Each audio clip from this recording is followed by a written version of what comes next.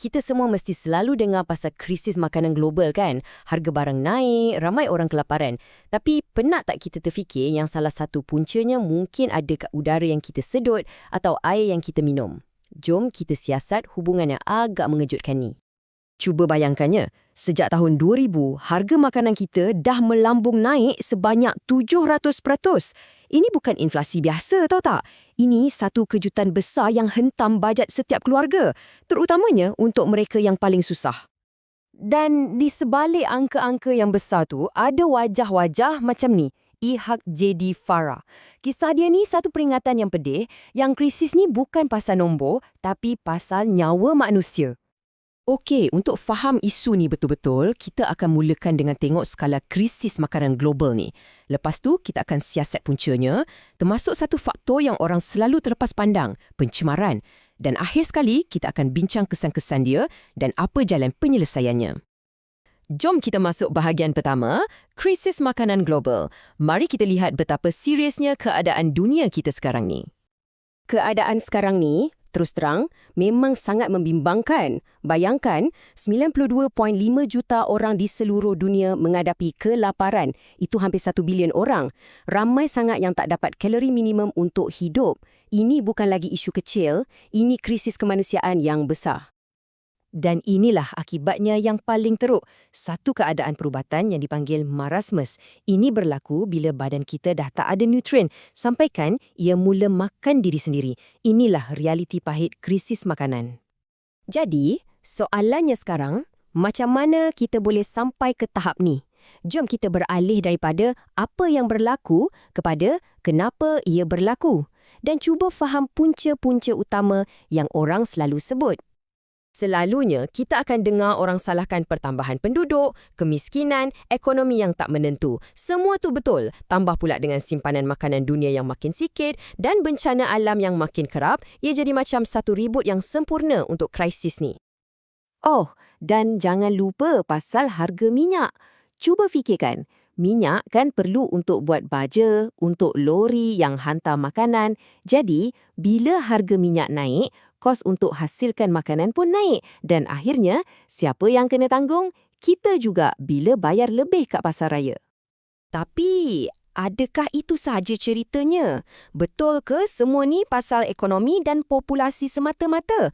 Atau adakah kita dah terlepas pandang sesuatu yang jauh lebih besar? Sesuatu yang mengancam seluruh rantaian makanan kita dari akarnya?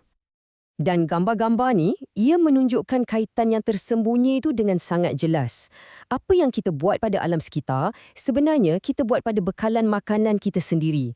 Haiwan ternakan yang kurus kering, tanaman yang layu, semua ni adalah cerminan sebuah planet yang sedang sakit.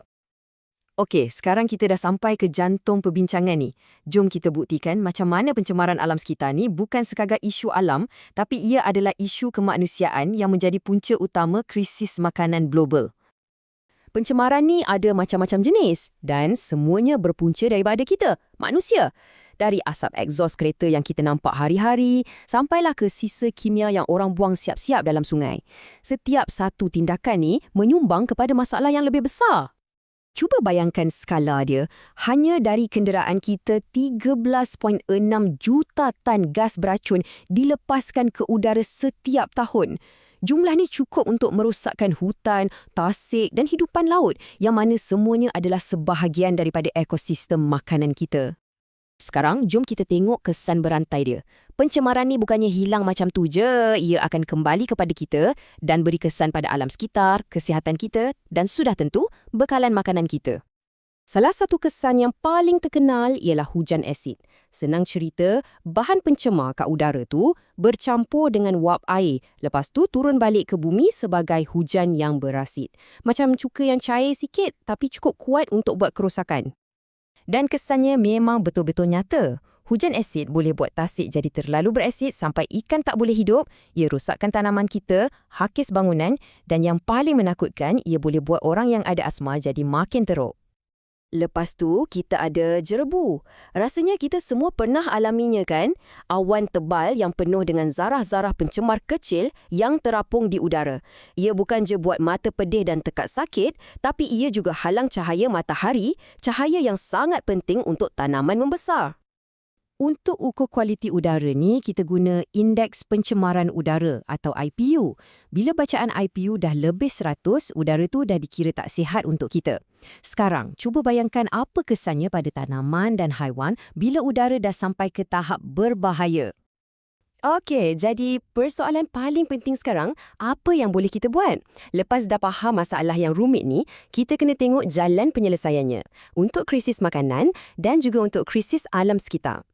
Dari sudut makanan, ada beberapa langkah yang jelas.